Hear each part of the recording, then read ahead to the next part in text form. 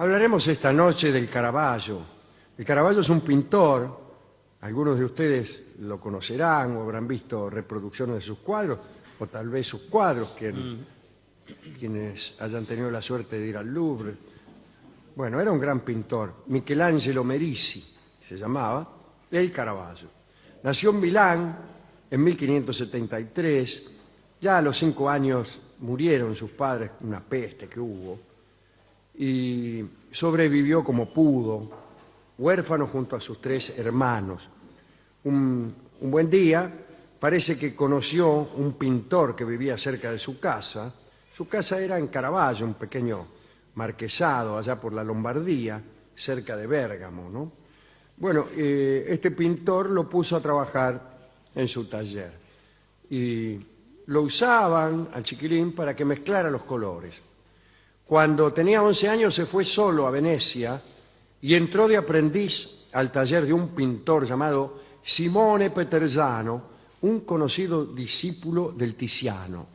Peterzano se comprometió a tener con él al muchacho durante 4 años a fin de enseñarle todo lo necesario para que se convirtiera en un pintor. Y así fue.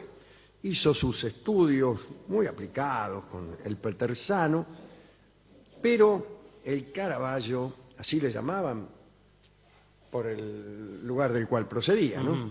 Empezó a dar muestras de una personalidad un poquitito complicada. Tanto es así que se peleó con el maestro y le encajó un piñazo en la nariz y se la rompió. Entonces se fue a Roma. Para poder comer pintaba copias de cuadros religiosos para un señor llamado Pandolfo Pucci y retratos de santos en la tienda de un mercader llamado Antiveduto de la Gramática.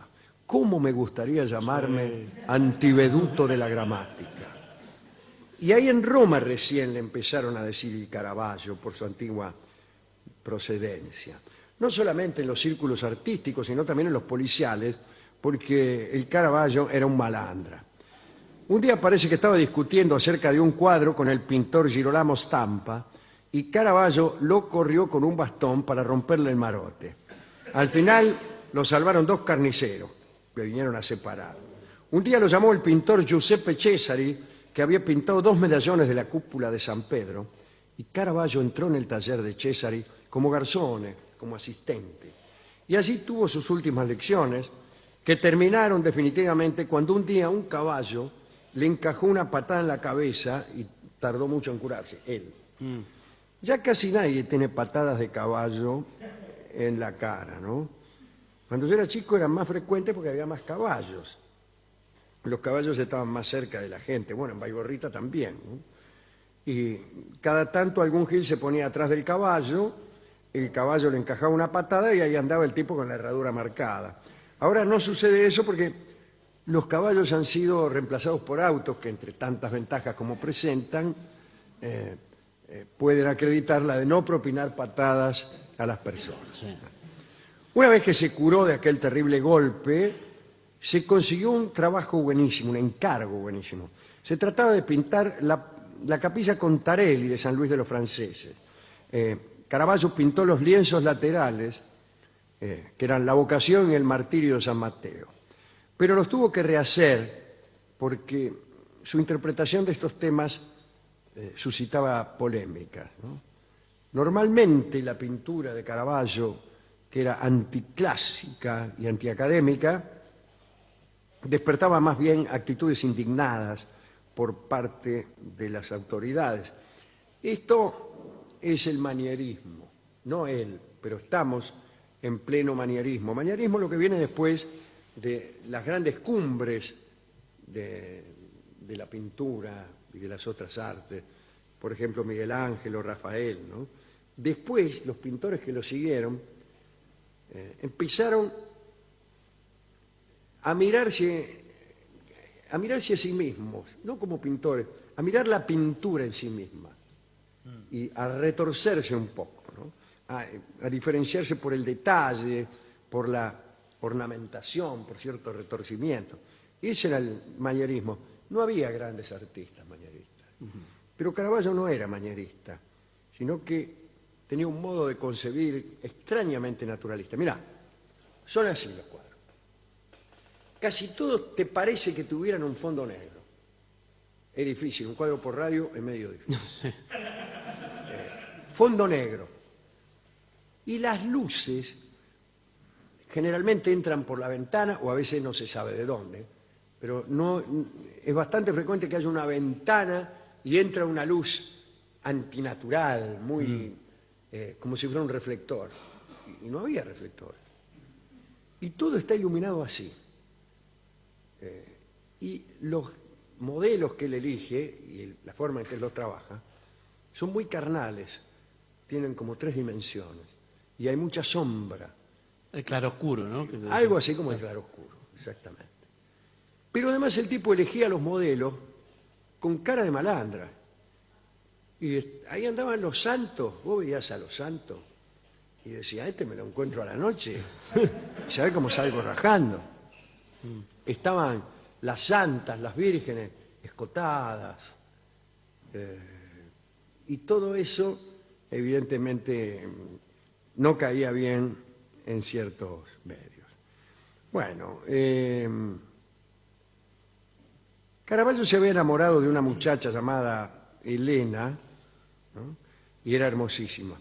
Un notario llamado Mariano Pasqualone da Cúmulo perseguía a Elena por todas partes. Y hay que decir que Pasqualone estaba enamorado, lo mismo que Caravaggio. Sucedía que la madre de la muchacha no quería que se casara con el notario y ofrecía en matrimonio a su hija al Caravaggio, porque además Caravaggio tenía plata, tenía buenos encargos, ¿no? El tipo de cierta posición.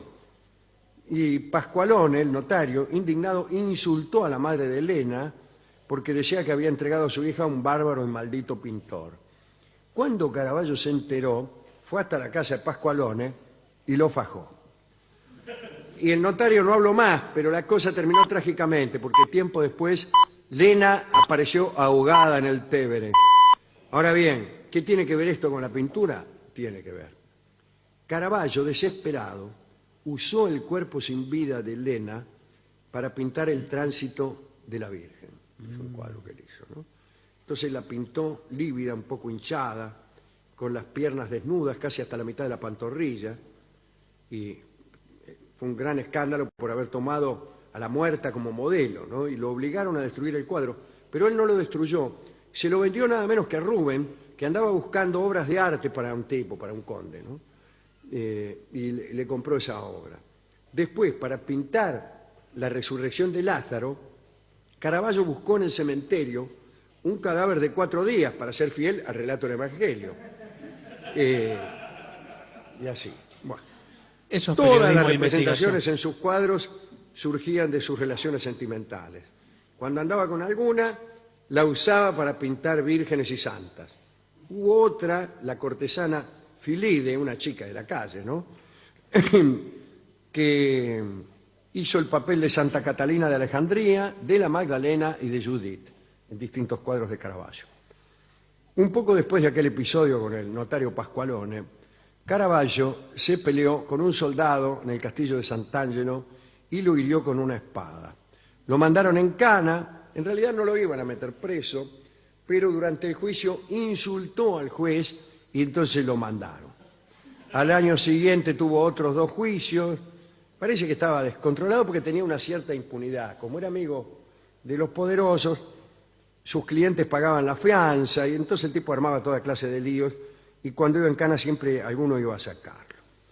Bueno, un biógrafo del siglo XVIII, Susino, contaba que Caravaggio comía sobre la tela de su retrato, que le servía de mantel, lo cual no tiene mucha gracia, pero sí esta otra cosa, que es que se iba a polillar calzado, no con zapato, armado, con un puñal al costado.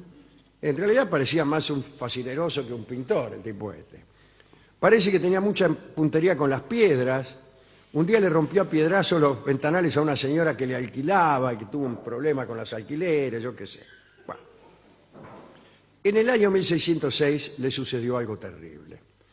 Parece que al Caravaggio le encantaba jugar a la pelota en el Campo Marzio, Campo de Marte. Y un día capitaneaba un equipo de 4 que iba perdiendo contra los de un tal Tomasoli. ¿Qué hace Tomasoli? Y surgieron unas diferencias por los resultados. Todo terminó en una batalla campal. Desenfundaron sus espadas y el pintor, en medio de la lucha, lo atravesó a Tomasoli. Lo ensartó como churrasco de croto. Lo mató, vamos, Sí, sí. por unas cuestiones de un partido de pelota. Y debió huir entonces de Roma, donde fue condenado a muerte. Huyó a Nápoles, luego a Malta. No se sabe qué sucedió en el trayecto, pero llegó a Malta con media oreja y una herida muy profunda en el cogote. Allí lo recibió el gran maestre de Malta, Alof Dinancourt, que era miembro de la nobleza francesa, Dinancourt. Y Caravaggio le empezó a pintar. Debe ser Dinancourt, pero no está escrito así acá. Bueno, Caravaggio le empezó a pintar algunos retratos para subsistir y tuvo tanto éxito que lo nombraron caballero de Malta. Pudo entrar en la famosa Orden de Malta. Sin embargo, al poco tiempo se agarró a piña con un cavalieri de judicia, caballero de justicia, y lo metieron en cana y lo expulsaron. Y lo echaron. Lo nombraron membrum futidum et foetidum, o sea, miembro podrido y hediondo. Todavía no se sabe bien cómo logró escapar de la cárcel, pero se metió en un barco, fue a parar a Sicilia, allí anduvo por Siracusa, por Messina, por Palermo, para no caer en manos de los afiliados de la Orden de Malta que lo perseguían para matarlo. Durante el escape quiso pintar a Salomé con la cabeza de San Juan, ¿se acuerda usted? A Rita Hayworth Sí. con la cabeza de Juan el Bautista y Charles Lawton mirando de acá. Y todo eso para ver si podía aplacar la ira de los caballeros de la Orden de Malta, pero no le sirvió de nada. El 24 de agosto de 1609, Caravaggio fue salvajemente acuchillado en el rostro por sus enemigos y quedó casi irreconocible. Lo dejaron vivo pero desfigurado. Recuperado de las heridas, melancólico, decidió viajar a Roma y pedirle perdón al Papa por aquel crimen de Tomasoli, el de la pelota, ¿no? Pero se produjo otro lío. Una guarnición española de Puerto Hércules detuvo la embarcación de Caravaggio, lo habían confundido con otro tipo que andaban buscando, lo hicieron bajar cerca del promontorio del Monte Argentario, bajo la jurisdicción del rey español en Nápoles.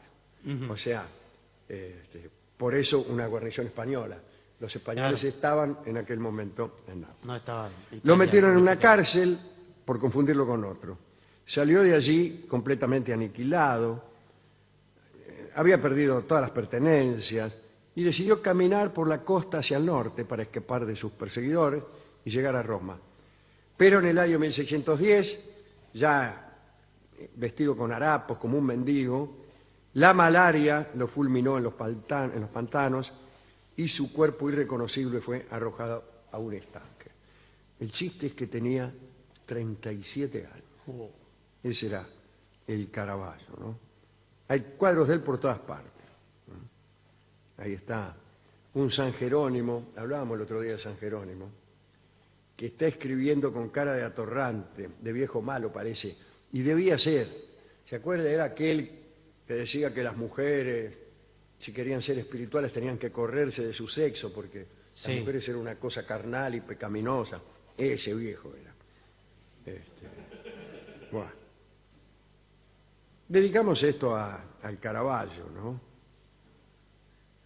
Que era un atorrante, un tipo de muy mal carácter, pero siempre es preferible eso y no esos pintores que se llevan bien con todo el mundo, pero pintan mal. Bueno. Hemos ido ahí a la discoteca y me trajo un disco que está bien, me parece que rima mucho porque hay una descripción de un tipo así, ¿no? Y Así, mal llevado, dice mal usted. llevado, violento como un ventarrón. Y ventarrón es la historia de un hombre violento, de un guapo de los arrabales de principios del siglo XX.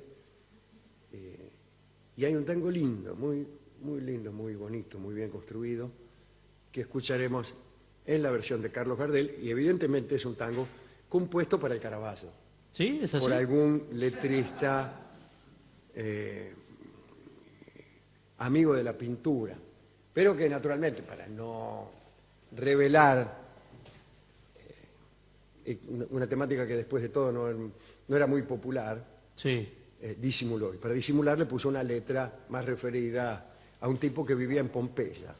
Ah, Pero, ¿sería Pompeya Ahí el de barrio Nápoles. de Pompeya o sería Pompeya ahí no lejos de Nápoles? no, me parece que es Pompeya de acá. Habría Sí. que ver, ¿eh? Sí, no, creo que sí. Escuchemos de todos modos este ventarrón, el bello tango que canta ahora mismo Carlos Gardel.